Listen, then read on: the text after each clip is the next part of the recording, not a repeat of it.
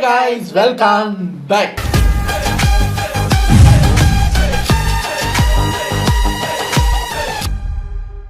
இன்னைக்கு நம்ம இந்த வீடியோக்கு ரியாக்ட் பண்ண போகிறோம் அப்படின்னு பார்த்தீங்கன்னா, நம்ம டிலைட் சினிமாஸில் இருந்து இந்த லேட்டஸ்ட் சினிமா நியூஸ் எல்லாம் அவர் வீடியோவை போட்டுருவார். அதில் இப்போ ரீசெண்டாக நான் ஒரு ஒரு நியூஸ் ஒன்று பார்த்தேன். அது வீடியோவே வந்தோடனே சரி அதை பார்த்துருமேனு தூக்கிட்டு வந்துட்டேன். இப்போ நம்ம ஜனநாயகன் பராசக்தின்னு ஓடிக்கிட்டே இருந்ததில் பராசக்தி மட்டும்தான் ரிலீஸ் ஆகி இப்போ வந்துக்கிட்டு இருக்கு. ஸோ நிறைய பேர் நினச்சாங்க சரி ஓகே 9ஆம் தேதி ரிலீஸ் ஆகலைனாலும் பொங்கலுக்கு ஜனநாயகன் வந்துடும்னு பார்த்தா பொங்கலா கேசியா 21ஆம் தேதி தாங்க ஏறி இங்கே வருது. 21 கிழிஞ்சுதுப்போ வேலண்டைன்ஸ் டேக்கு தான் ரிலீஸ் ஆகும் போல இருக்குது அப்படிங்கிற மாதிரி இப்போ Jananayagan out of the race அப்படின்னு வந்துருச்சு. இருந்தாலும் கடுப்பாவாங்க இல்லை. இப்போ நிறைய பேர் கேட்கலாம் நீ படம் பார்த்தியான்னு கேட்டால் இல்லை, நான் வந்து சிவகார்த்திகேயனோட பெரிய ஃபேன். அவர் சொன்னால் நான் அதை செய்வேன். அவர் தான் சொன்னார் அண்ணனோட ஜனநாயகம் படத்தை பாருங்கள், அதுக்கு அடுத்த நாள் வந்து என் படத்தை பாருங்கன்னாரு. ஸோ எப்போ அண்ணனோட ஜனநாயகம் வருதோ அதை பார்த்துட்டு தான் சிவகார்த்திகேயன் அண்ணனோட படம் பார்ப்பேன். ஏன்னா நான் சிவகார்த்திகேயனோட பெரிய ஃபேன். அவர் சொன்னால் தட்ட மாட்டேன், அவர் சொன்னால் சொன்னதை செய்வேன். அவர் சொன்னால் அதை நம்ம மீறலாமா? அதனால தான் நான் அதை இன்னும் பார்க்கல, வெயிட் பண்ணிகிட்ருக்கேன். ஜனநாயகன் வந்தால் அதுக்கு அடுத்த நாள் கண்டிப்பாக, அது வரைக்கும் பராசக்தி தியேட்டரில் இருக்கணும், இல்லைன்னா நான் போராட்டம் பண்ணுவேன். அதை பார்த்துட்டு தான் இதை பார்க்க போகிறேன் நான். ஸோ இன்னும் பராசக்தி பார்க்கவில்லை. இதில் இப்போ ரீசெண்டாக ஒரு 3-4 நாளில் எல்லாரும் பண்ணுற மாதிரி சக்ஸஸ் மீட் பண்ணிட்டாங்க. ஆமாம் பண்ணுறாங்க. எப்படி படம் ரிலீஸ் ஆகும்போது நிறையா பேர் கெஸ் பண்ணாங்களோ, ஏன்னா இவங்க வந்து ஸ்டார்டிங்கில் ட்ரெய்லரில் வியூஸுக்கே ஜனநாயகனோட கூட வரணும் அப்படின்னு இந்த பெய்ட் வியூஸில் காசை கொடுத்து வியூஸை வாங்கி மாட்டினாங்களோ, இவங்க இதே தைரியமாக பண்ணுறாங்களே. இவங்க அடுத்தது பெய்டு ரிவ்யூவாக இருக்கட்டும், கலெக்ஷன் ரிப்போர்ட்டு முதல் நாளே 100 கோடி 200 கோடின்னு அழிச்சு விடுவாங்கன்னு கெஸ் பண்ண மாதிரி ஓவரா பண்ணுனா மாட்டிக்குவோம் அப்படின்ட்டு லைட்டாக பண்ணுறாங்க. முதல் நாளே 28 கோடி, அடுத்து 37 கோடி 50 கோடி அப்படின்னு வருது. அதனால நீங்கள் எங்களுக்கு இருந்தால் வச்சுக்க, படம் பார்க்க வந்து உங்களால் தான் இவ்வளவு லாபம், ஆளுக்கு 1000 வச்சுக்க தரவா போகிறீங்க இல்லை. அதனால் நீங்கள் சொல்லுங்கள் 1000 கோடி சிவகார்த்திகேயன் 1000 கோடி அடித்து விட்டாருன்னு கூட சொல்லுங்கள், நோ ப்ராப்ளம். ஸோ அதில் சிவகார்த்திகேயன் கூட பிரச்சனை இல்லை. நம்ம சுதா கொங்காரா மேம் வந்து கடுப்பாயிட்டாங்க. என்னென்னா படம் எடுத்தவங்க என்னென்ன சொல்கிறாங்கன்னா, ஒரு பர்டிகுலர் ஹீரோவோட ஃபேன்ஸ் ரவுடிசமாக பண்ணுறீங்க, ரவுடிசம் பண்ணுறாங்கங்க, படத்தை வந்து வேணுமுனே கழுவி ஊற்றுறாங்க. சரி, அவரோட ரவுடி ஃபேன்ஸ் வந்து வேணுமுனே கழுவி ஊற்றுறாங்க, படத்தை வந்து சோஷியல் மீடியாவில் வச்சு அடிக்கிறாங்கன்னாலும் ஜென்ரல் ஆடியன்ஸ்னு கொஞ்சம் பேர் இருப்பாங்கல்ல, தளபதியை பிடிக்காதவங்கன்னு கொஞ்சம் பேர் இருப்பாங்கல்ல, அவங்கெல்லாம் படத்தை பற்றி ஆகா ஓகன்னு சொல்ல வேண்டியதானே. அவங்களும் வந்து ரொம்ப மோசமெல்லாம் இல்லை, ஆனால் சொன்ன அளவுக்கு இல்லைங்க, கொஞ்சம் இதுதான் அப்படிங்கிற மாதிரி அவங்களும் ஏன் சொல்கிறாங்க. சரி, தளபதியோட ஃபேன்ஸ் வந்து அராஜகம் பண்ணுறாங்க, அவரோட ஐக்கனோட படம் ரிலீஸ் ஆகலைன்னு சொல்லி அடாவடி பண்ணுறாங்க. அவங்களால தான் இந்த படம் உங்களுக்கு இவ்வளவு நெகட்டிவிட்டி வருதுன்னு வச்சுக்கோம். ஜென்ரல் ஆடியன்ஸு யாருமே படத்தை தூக்கி தலையில் வச்சுக்கிட்டு பா சூப்பர் படம், இந்த வருஷத்தோடைய மெகா ஹிட் அப்படியெல்லாம் ஒருத்தரும் சொல்லலையே. அப்போ அவங்களும் ரவுடிசம் பண்ணுறாங்களா? ஆனால் இவங்களும் போயிட்டு பார்த்துட்டு தான் அதை இது பண்ணுறாங்க, நல்லா இல்லைன்னு சொல்கிறாங்க. ஆமாம், பார்க்குறாங்க தானே. என்னை பொறுத்த வரைக்கும், நான் ரிவ்யூ பார்த்த வரைக்கும் இது கேவலம் அட்டர் ஃப்ளப்புன்னு சொல்கிற அளவுக்கு இல்லை. நான் ட்ரெய்லரை பார்த்துட்டே சொன்னேன் அதுக்கு ஒரு கண்டென்ட் உள்ள குவாலிட்டியான படமாக தான் இருக்குன்னு. ஸோ அதுக்கேற்ற மாதிரி இந்த படம் சக்ஸஸாக தான் ஆகுது. இவங்க ஒரு சில பேர் சொல்கிற அளவுக்கு குப்பை பார்க்கவே முடியாது, கண் கொண்டு பார்க்க முடியாது, ஒரு தரம் கூட பார்க்க முடியாது, உப்புமா படம் அந்த அளவுக்கும் இல்லை. அது கொஞ்சம் கோவத்தில் சொல்கிறது. ஸோ சுதா கொங்காரா கோவமாக சொன்ன ஒரு ஸ்டேட்மெண்ட் தான் இப்போ வைரலாக ஓடிக்கிட்டு இருக்கு. ரவுடிசமாக பண்ணுறீங்க பாருங்க, இந்த மாதிரி ரவுடிசத்தை தான் இப்போ சினிமாவில் நாங்கள் ஃபேஸ் பண்ண வேண்டிய இருக்கு அப்படிங்கிற மாதிரிலாம் சொல்கிறீங்க. சரி, அது உங்கள் கவலை உங்களுக்கு இருக்குமா இல்லையா? பெருசாக எதிர்பார்த்து இதில் என்ன ஆச்சரியம்னா, சக்ஸஸ் மீட்டுன்னு வந்துட்டீங்க, வந்துட்டு இதை சொல்கிறீங்க, அப்புறம் எங்கள் படத்தை போட்டு அடிக்கிறாங்க, படம் ஓடலைன்னா ஓடாட்டி எதுக்கு சக்ஸஸ் மீட் வச்சிங்க? ஓடுனதுனால தானே மேடம் நீங்கள் சக்ஸஸ் மீட்டே வச்சுருக்கீங்க. அப்புறம் சக்ஸஸ் மீட்டில் வந்து இவ்வளோ பேர் எதிர்த்தாலும் நாங்கள் சக்ஸஸ் மீட் கொண்டாடிட்டோம் பாருங்கன்னு கேட்க வெட்டி தின்னுட்டு போக வேண்டியதானே. அங்கே வந்து ஏன் புலம்புகிறாய் அதை கேட்கக்கூடாது, அதெல்லாம் கேட்கக்கூடாதா? சரி சரி சரி வாங்க, இவர் என்ன சொல்கிறார் அப்படிங்கிறத, உண்மை என்ன நடந்துச்சு அப்படிங்கிறத உள்ளே போய் பார்க்கலாம். இது ஒரு 8 மினிட்ஸ் வீடியோங்கிறதுனால டக்குன்னு பார்த்துட்டு ரெடி ரெடி.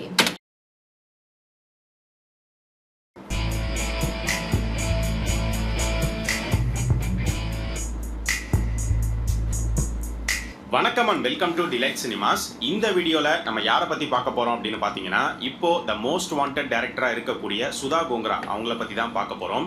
இப்போ தான் ரீசெண்டாக பராசக்தியோடைய சக்ஸஸ் மீட் நடந்து முடிஞ்சுது. சக்ஸஸ் மீட்டில் அவங்களை மேடைக்கு பேச கூப்பிடும் போதே இந்த மாதிரி த மோஸ்ட் வாண்டட் டைரக்டர் அப்படின்னு தான் வந்து கூப்பிடுறாங்க.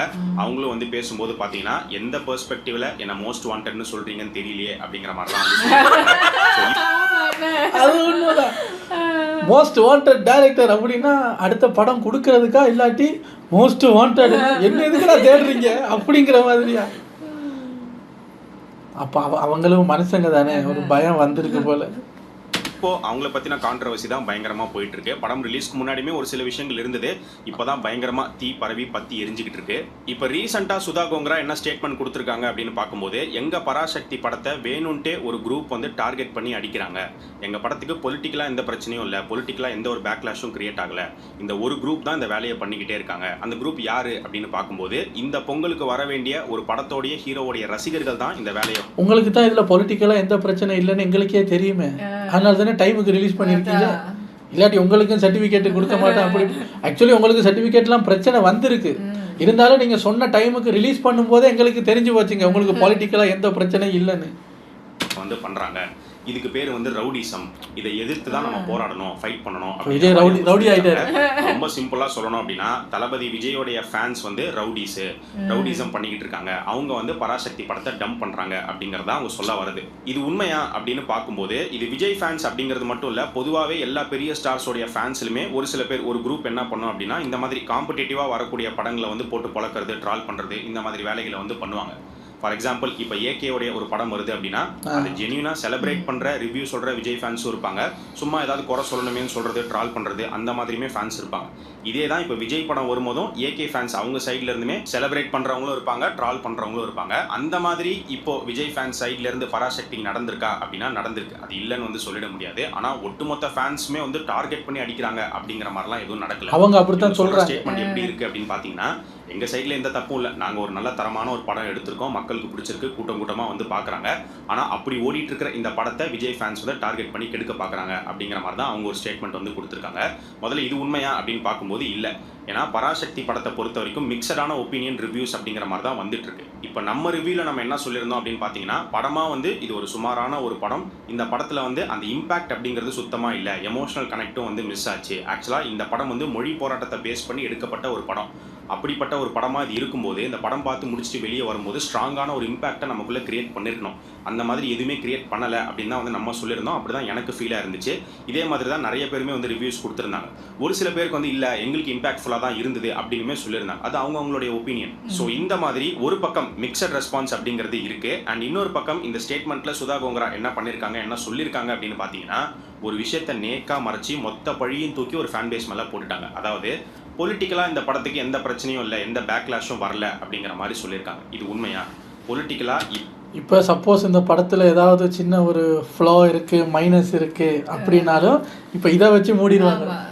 நல்ல படம் எடுத்தாங்க, இந்த ரவுடி ஃபேன்ஸ் எல்லாம் வந்து அடின்னு அடித்து படத்தை இப்படி பண்ணிவிட்டாங்களே, அந்த ரவுடி ஃபேன்ஸாக வந்து டைரக்ட் பண்ணது இல்லை கதை எழுதுனது. இப்போ இந்த படம் உண்மையாகவே நல்லா இருந்துச்சுன்னா யாரும் தடுக்க முடியாது, பார்க்கத்தானே ஆசைப்படுறேன். எனக்கு அதான் டவுட்டு, அப்படி எதுவும் தடுக்க முடியாம தானே மேடம் சக்ஸஸ் மீட் வரைக்கும் வந்திருக்கீங்க. சக்ஸஸ் மீட்ல வந்து என்ன மேடம் புலம்பிட்டு இருக்கீங்க? சக்ஸஸ் ஆயிருச்சு இல்லை, என்னதான் அந்த ரவுடி ஃபேன்ஸ் வந்து டார்கெட் பண்ணாலும் நீங்க கேக் வெட்டி கொண்டாடிட்டீங்கல்ல, அப்புறம் என்ன உங்களுக்கு பிரச்சனை? உங்களுக்கே இப்போ டவுட்டா இருக்கு, சக்ஸஸ் மீட் உண்மைதானா இல்லை இவங்க நம்மளை ஏமாத்துறதுக்காக வச்சிருக்காங்களா? எனக்கு அதான் குழப்பமா இருக்கு. இப்போ வரைக்குமே இந்த படத்துக்கு பல எதிர்ப்புகள் அப்படிங்கிறது வந்துகிட்டே தான் இருக்கு. ஏன்னா அவ்வளோ பொலிட்டிக்கல் எரர்ஸ் இந்த படத்துல இருக்கு.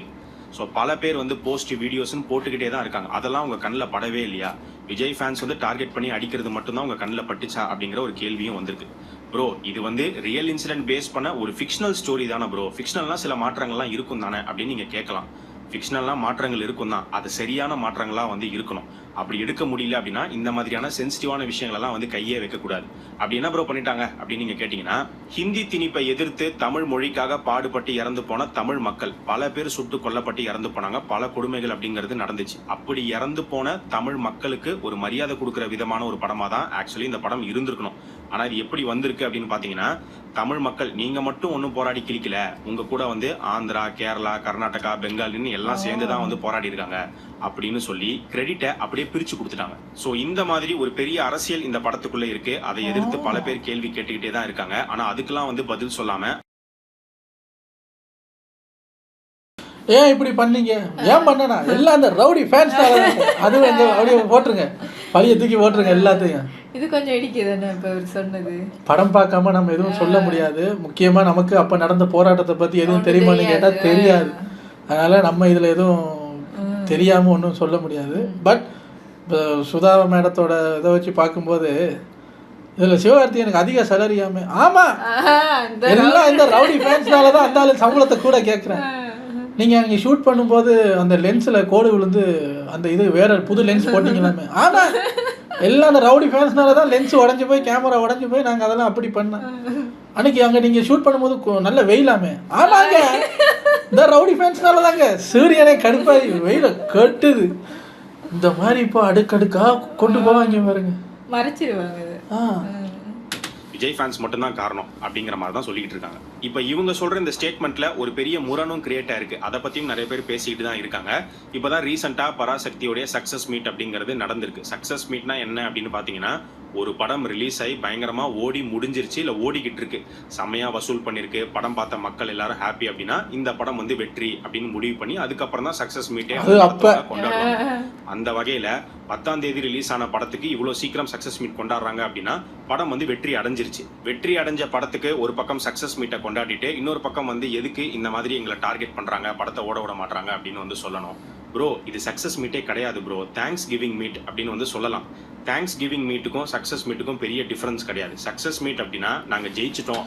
ஒரு படம் தோத்து போனா வந்து நன்றி சொல்லுவாங்களா, ரொம்ப நன்றிங்க, படத்தை நல்லா தோக்க வச்சுங்க, நாங்க ஒரு 10 கோடி ரூபா போட்டோம், நீங்க 2 கோடி தான் கொடுத்துருக்கீங்க, 8 கோடி எங்களுக்கு நட்டமுங்க, ரொம்ப நன்றி, அதுக்கு தான் இந்த ஃபங்க்ஷன், வாங்க எல்லாரும் கேட்க வேட்டும், ஏதாவது நடக்குமா, என்ன சார் தேங்க்ஸ் கிவிங் வேற அது வேறங்கிறீங்க அப்படின்னு சொல்றது. தேங்க்ஸ் கிவிங் மீட் அப்படின்னா எங்களை ஜெயிக்க வச்சதுக்கு ரொம்ப நன்றின்னு சொல்றது. உங்க படம் ரொம்ப நல்லா இருக்கு அப்படின்னு சொல்லி செலிப்ரேட் பண்ணும்போது அதை என்ஜாய் பண்ற அக்செப்ட் பண்ற ஃபிலிம் மேக்கர்ஸால ஏன் வந்து உங்க படம் அந்த அளவுக்கு இல்லை, இன்னும் நல்லா பண்ணிருக்கலாம், பெட்டரா பண்ணிருக்கலாம்னு சொல்ற அந்த கிரிட்டிசிசமை ஈக்குவலா ஏத்துக்க முடியல அப்படிங்கிறது தெரியல. இது சுதா கோங்கரான்னு மட்டும் இல்லை, இந்த மாதிரி தொடர்ச்சியான சம்பவங்கள் அப்பப்போ நம்மளால வந்து பார்க்க முடியுது. அண்ட் சுதா கோங்கராவுடைய இதுக்கு முன்னாடி அவங்க எடுத்த படங்கள் இறுதி சுற்று, சூரரை போட்டு எடுத்துக்கிட்டோம் அப்படின்னா அந்த படங்கள் ரெண்டுமே நல்ல படங்களா அமைஞ்சிருந்தது. இந்த அளவுக்கு பேக்லாஷ் அந்த படங்களுக்கு வரல. அந்த படங்களை எல்லாருமே செலிப்ரேட் பண்ணாங்க, என்ஜாய் பண்ணாங்க. மெயினா சூரரை போட்டுலாம் எடுத்துக்கிட்டோம் அப்படின்னா சூர்யா ஃபேன்ஸை தாண்டி சூர்யாவுக்கு செமையான ஒரு கம்பேக் படம் அப்படின்னு சொல்லி பல பேர் வந்து என்ஜாய் பண்ண ஒரு படம் அது. ஆக்சுவலாக நிறைய பேர் வருத்தப்பட்டாங்க, இந்த படம் தியேட்டர் மெட்டீரியல், தியேட்டருக்கு வந்திருக்கணும், ஓடிடி கொடுத்துட்டாங்களே அப்படின்னு சொல்லி. ஸோ அதுக்கெல்லாம் வராத ஒரு பேக்லாஷ் இந்த படத்துக்கு வரதுக்கான காரணம் என்ன அப்படின்னு பார்த்தீங்கன்னா, இந்த படத்தில் ஒரு சில குறைகள் அப்படிங்கிறது இருக்கு. அதை தாண்டி இந்த படத்தில் இருக்கக்கூடிய அரசியல், இந்த படத்தை எடுத்ததுக்கு பின்னாடி இருக்கக்கூடிய அரசியல் நோக்கம். சரி, இப்போ சுதா கோங்கரா சொல்ற மாதிரியே விஜய் ஃபேன்ஸ் மட்டும்தான் இந்த படத்தை டார்கெட் பண்றாங்க, அவங்க தான் மெயின் ரீசன், வேற எந்த காரணமும் இல்லை அப்படின்னே நம்ம எடுத்துப்போம். அதுக்கு காரணம் யாரு, அதுக்கு தீனி போட்டது யாரு அப்படின்னு பாத்தீங்கன்னா பராசக்தி மூவி டீம் தான். என்ன ப்ரோ சொல்றீங்க, ஜனநாயகன் பொங்கலுக்கு வருதுன்னா கூட வேற எந்த படமும் வரக்கூடாதா, கூட ரிலீஸ் பண்ணது ஒரு பெரிய தப்பா அப்படின்னு நீங்க கேட்கலாம். ஆக்சுவலா அதை பத்திலாம் யாரும் இங்க எதுவும் சொல்ல. ஓகே, ஜனநாயகன் வருது, பராசக்தி வரட்டும். ஸ்டார்டிங்ல ஏன் பராசக்தி வரக்கூடாது, வர வேண்டாம் அப்படின்னு நினைச்சாங்க அப்படின்னு பாத்தீங்கன்னா, ஆக்சுவலா எல்லாரும் இப்படி நினைச்சிருப்பாங்களான்னு எனக்கு தெரியாது, பட் என்னுடைய ஒப்பீனியன் இது.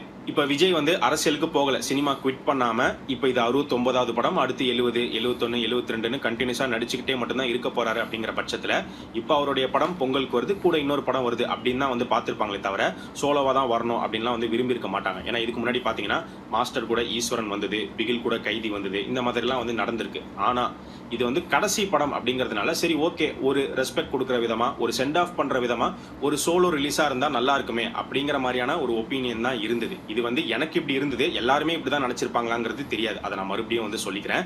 இது விஜயோடைய படம் அப்படிங்கிறது மட்டும் கிடையாது. நாளைக்கு ஏகே ரிட்டையர் ஆவாரு, சூப்பர் ஸ்டார் ரிட்டையர் ஆவாரு, உலகநாயகன் ரிட்டையர் ஆவாரு, அவங்களுடைய ரிட்டையர்மெண்ட் லாஸ்ட் ஃபிலிம் அப்படின்னு வரும்போதும் என்னுடைய ஸ்டாண்ட் இதுவாக தான் இருக்கும். ஸோ அந்த மாதிரி தான் இப்போ ஜனநாயகன் படமும் தனியாக வந்தால் நல்லா இருக்குமே அப்படின்னு யோசிச்சது தான். தனியாக தான் வந்தாகணும், கூட எந்த படமும் வரக்கூடாது அப்படின்னு நம்மளால ஆர்டர்லாம் போட முடியாது. அது கம்பல்சரியும் கிடையாது. பொங்கலுக்கு எத்தனை படம் வேணாலும் வரலாம். ஆனால் ஜனநாயகன் கூட பராசக்தி ஒரு சாதாரண இன்னொரு படமாக ரிலீஸ் ஆகுது அப்படிங்கிற மாதிரி இல்லாமல் ஒரு அரசியல் பின்னணியோட நோக்கத்தோட வந்தது தான் ஃபேன்ஸை ட்ரிகர் பண்ண ஃபர்ஸ்ட் விஷயமா அமைஞ்சுது. அடுத்து பார்த்தீங்கன்னா ஜனவரி 9 ஜனநாயகன், ஜனவரி 14 பராசக்தி, இந்த டேட்டு தான் ஃபர்ஸ்ட் சொல்லியிருந்தாங்க. அதுக்கப்புறமா ரிலீஸ் கிட்ட வரும்போது 14ஆம் தேதியிலிருந்து நாங்கள் வந்து 10ஆம் தேதிக்கு ப்ரீபோன் பண்ணுறோம் அப்படின்னு சொல்லி ப்ரீபோன் பண்ணாங்க. அதுக்கான காரணம் பார்த்தீங்கன்னா டிஸ்ட்ரிபியூட்டர்ஸ், எக்ஸிபியூட்டர்ஸ் இவங்க சொன்னதுனால வேற வழியே இல்லாமல் தான் நாங்கள் ப்ரீபோன் பண்ணியிருக்கோம் அப்படிங்கிற மாதிரி ஒரு காரணத்தையும் சொன்னாங்க. சரி, இதுக்கடுத்து ட்ரெய்லர் ரிலீஸ் பண்ணாங்க. ஆனால் ட்ரெய்லர் ரிலீஸ் ஆகி ஒவ்வொரு மணி நேரத்துக்கும் பார்த்தீங்கன்னா வியூஸுங்கிறது ஜாஸ்தியாக போயிட்டே இருக்கு. ஆனால் லைக்ஸ் மட்டும் அப்படியே இருக்கு. பண்ணி வியூஸை இன்க்ரீஸ் பண்ணியிருக்காங்க அப்படிங்கிறது அப்பட்டமா எல்லாருக்கும் தெரிஞ்சிருச்சு.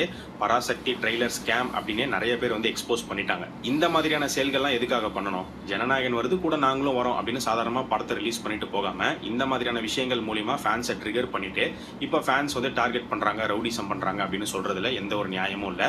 முதல்ல இது முழு உண்மையும் கிடையாது. இது ஆரம்பத்திலே வந்து நம்ம சொல்லியாச்சு. ஸோ சுதா கோங்கராவுடைய இந்த ஸ்டேட்மெண்ட்டுக்கு அப்புறமா இன்னும் ஒரு பெரிய பேக்லாஷ் அப்படிங்கிறத அவங்க ஃபேஸ் பண்ணிட்டு தான் இருக்காங்க. நிறைய பேர் இதை பத்தி பேசிட்டு தான் இருக்காங்க. ஸோ நீங்க இதை பத்தி என்ன நினைக்கிறீங்க? பராசக்தி படத்தை பத்தியும் சுதா கோங்கராவுடைய இந்த ஸ்டேட்மெண்ட் பத்தியும் உங்களுடைய கருத்து என்ன அப்படிங்கிறத மறக்காம இந்த வீடியோடைய கமெண்ட் செக்ஷன்ல சொல்லுங்க. நாங்க சொல்றது நாங்க சொல்றதுக்கெல்லாம் இல்லைங்க, கேட்கறதுக்கு தான் ஒன்றும் இருக்கு. சக்சஸ் மீட்ல இருக்குமா புலம்புறேன், அவ்வளோதான் என் கேள்வி. அதெல்லாம் தாண்டி தான் அவங்க அந்த ரவுடி ஃபேன்ஸ் எல்லாம் போட்டு அடி அடின்னு அடிச்சு நீங்க வெற்றி கொண்டதுக்கு அப்புறமா உங்களுக்கு மனசு கேட்க மாட்டேங்குதுல்ல? இவங்களால தான் சார் எல்லாம்.